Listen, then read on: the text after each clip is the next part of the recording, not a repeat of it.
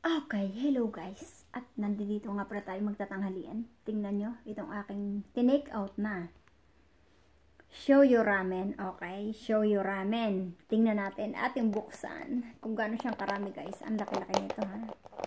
Napakalaki. Aw, ang sabaw. Tinagitagilid kasi natin kanina habang tayo nasa bike. At ito ay mainit na mainit. Kaldong kaldo. Alam niyo yung kaldo mainit. As in.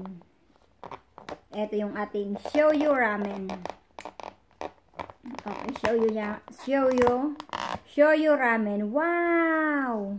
Ayan guys, tingnan nyo ang shoyu ramen natin. Wow, wow, wow, wow, wow. Ang dami. Ayan ang may sabaw. Ayan, ayan na. Wow!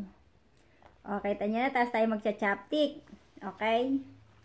Let's chopstick. Binigyan din naman niya tayo ng kanyang ayan. Tesyo. Okay. O, diba? Wow, ang daming flavor. Ang laki, oh. O, tingnan nyo kung gaano siya, guys, kalaki. Ayan, ganyan lang naman kalaki ang ating shoyu ramen. Okay? Ayan. Ang ating chopstick. Piling tayo magaling. Okay. Magcha-chopstick tayo, ha? Magcha-chopstick tayo. Ayan. Okay? Ayan. Oh my God, di tayo marunong. Mabali pang mabuti to. Oh! Tumansik pa yung ano natin. Oh my God, ba't ganun? Thanks. Ayan ha. Ganito lang mag-chopstick. Toink! Nakaganon lang ko, no?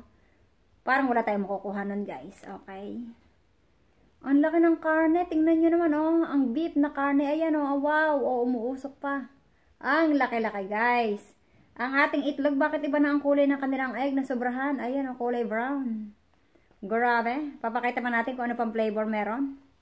Ang kanyang punggi, alam niyo ang punggi kung ano?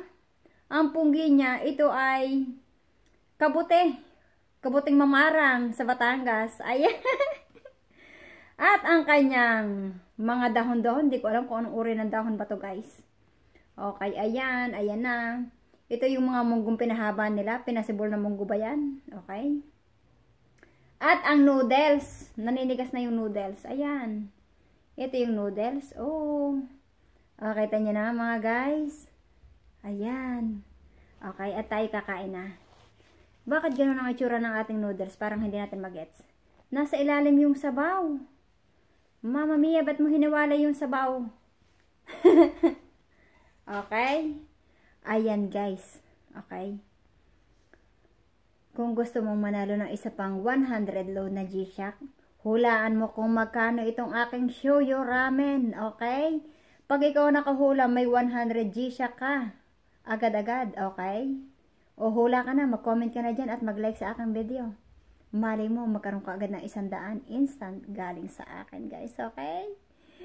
Ayan na, huwag kalimutan na mag-like sa atin at mag-subscribe, okay? Huwag niyong kalimutan guys, para sa ating iba pang latest na video, okay? Bye-bye! Abangan ang susunod kong mga video, ha? Okay, bye guys! Kain muna ako, ha? Kasi marami na tayong gutom. Thank you!